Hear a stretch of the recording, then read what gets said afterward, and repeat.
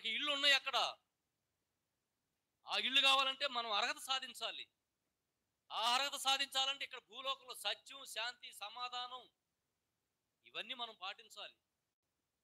ఇవన్నీ పాటిస్తేనే ఆ యొక్క జీవితం, ఆ యొక్క చోటు, నిత్య జీవితంలో మీకు చోటు అనేది 2 మాటలు చెప్పాడు. దీన్ని బట్టి మనం ఆలోచన చేయాలి. ఖచ్చితంగా మనం అసత్యంలో ఉన్నాం అనటానికి ఎలాంటి సందేహం లేదు. ప్రతి వ్యక్తి అసత్యం, అబద్ధం, అశాంతి, సమాధానం లేకుండా ఉన్న కుటుంబాలు మన కుటుంబాల్లోనే ఉన్నాయి. ప్రతి కుటుంబంలో ఏదో ఒక సమస్య లేని కుటుంబం లేదు. ఏదో ఒక సమస్య ఉంటూనే ఉంటుంది. కానీ ఈ సమస్యలన్నీ పోవాలంటే అది ఒక యేసుక్రీస్తు ద్వారా మాత్రమే. ఆయన యందు మనం విశ్వాసం ఉంచితేనే తప్ప వాటిని మనం జయించలేమని ఇక్కడ పౌలు గారు ఎఫెసీయులకు చెప్తున్నట్లుగా మనకి అర్థమవుతూ ఉంది. కాబట్టి ఆ సత్యాన్ని, శాంతిని, సమాధానాన్ని దయచేయమని మనం ఆ దేవాది దేవుని ప్రార్థించుకొని ఇక నుంచైనా సరే శాంతితోటి, సత్యంతో జీవించడానికి ప్రయత్నం చేయలాగా ఆయన యొక్క కృపను చూపించమని ప్రార్థన చేసుకుందాం.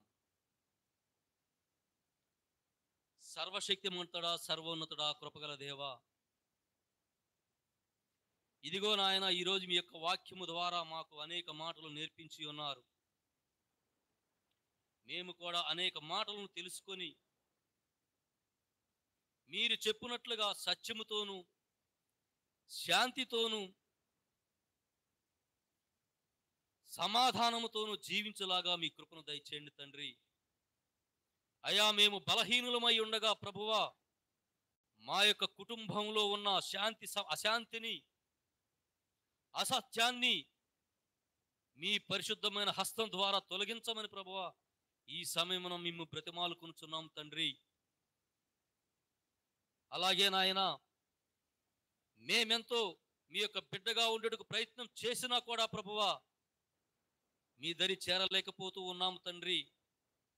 ప్రభువా, ఇదిగో మమ్ము కరుణించి మీ యొక్క రాజ్యానికి మీ యొక్క బిడ్డలుగా స్వీకరించి మీ యొక్క నిత్య జీవితంలో భాగస్వామ్యం ఇప్పించమని ప్రభువా ఈ సమయంలో మేము ప్రార్థిస్తున్నాం నాయన. ఇదిగో మా మనసులను మార్చండి తండ్రి. కృపగల దేవా, మా కుటుంబాలు శాంతి సమాధానంతో వెలుగునట్లుగా మీ యొక్క సహాయం అందించండి నాయన. అలాగే ప్రభువా, ఇదిగో మా యొక్క సంఘంలోని ప్రతి బిడ్డను ఆశీర్వదించండి. ప్రతి ఒక్క కుటుంబాన్ని దీవించండి ప్రభువా. మా యొక్క కుటుంబంలో ఉన్న అశాంతిని, అసమాధానాన్ని తీసి మంచి శాంతి సమాధానాన్ని దయచేసి ప్రభువా సత్యముతో మీ యందు వెలుగులో జీవించులాగా మీ యొక్క కృపావరాన్ని దయచేయమని ప్రభువా ఈ సమయంలో మేము ప్రార్థిస్తూ ఉన్నాం తండ్రి.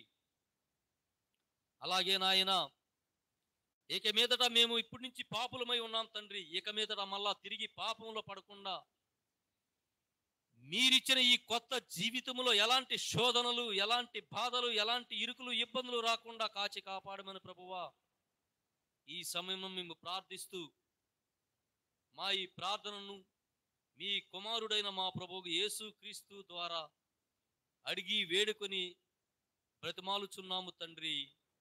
ఆమెన్.